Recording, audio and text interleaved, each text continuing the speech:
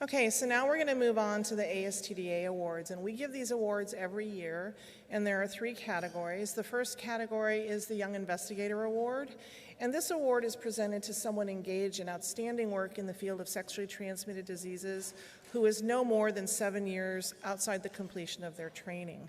I did mention to someone today that if you just keep on training, you'll be eligible for this for a very long time. So our winner this year is Yonatan Grad. Yonatan, you want to come on up?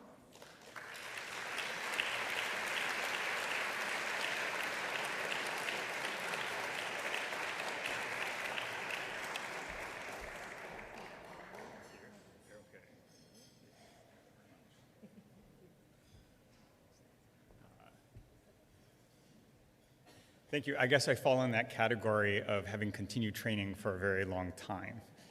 I also thank you for the opportunity to say a few words. So thank you to ASTDA for this award. I'm quite honored.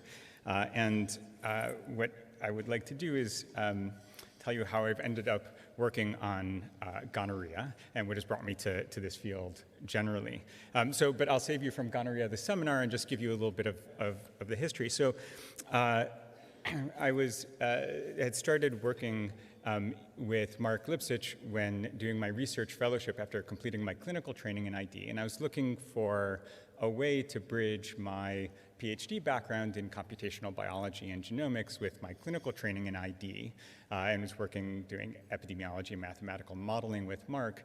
And just around the time that I had started, Bob Kirkcaldy and others from the CDC had gotten in touch with Mark asking questions about if we see a very resistant isolate of gonococcus, where is it likely to spread next? How many other cases is there likely to be? And as we were talking about these questions, it struck me that this might be a great opportunity to link the background in genomics with questions in epidemiology, antibiotic resistance, and gonococcus. And that really is what got me started. As we were talking about it with Mark, we thought, well, we should approach folks at the CDC about doing some genomics work. Around that time, coincidentally enough, Gail Bolin was coming to town. I think it was for ID Week.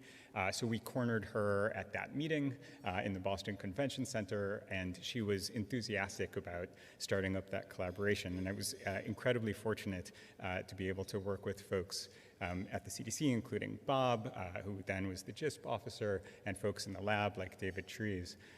So that is kind of what got me started. And then when I started my own group, here I was able to expand beyond the genomics and mathematical modeling. I was excited to start a wet lab so that we could start to take the hypotheses that we're generating from the population genomics and look at molecular mechanism, and then think about how to bring that back up to population levels and how these questions might then apply.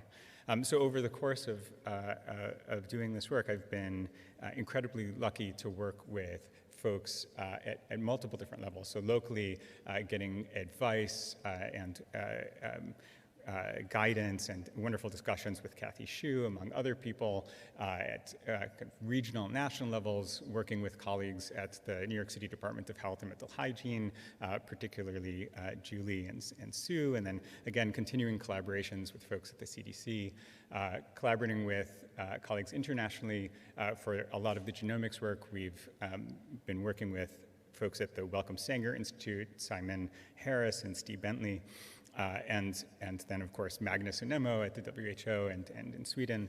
And then really the entire community has been wonderfully open, collaborative, encouraging, and collegial, and it's been a delight.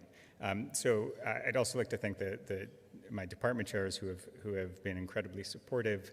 So Diane Worth initially, and then Eric Rubin, currently my chair. Beyond that, I thank funders, NIH, in particular, the Smith Family Foundation, Doris Duke, the Glimshers. I'm fortunate to have an endowed position as a junior faculty through the Glimsher Foundation, the Glimsher family, and really, in particular, I want to thank my lab. I feel really lucky to work with such a group of brilliant, inspiring, hardworking people who it's just such a joy to work and learn with.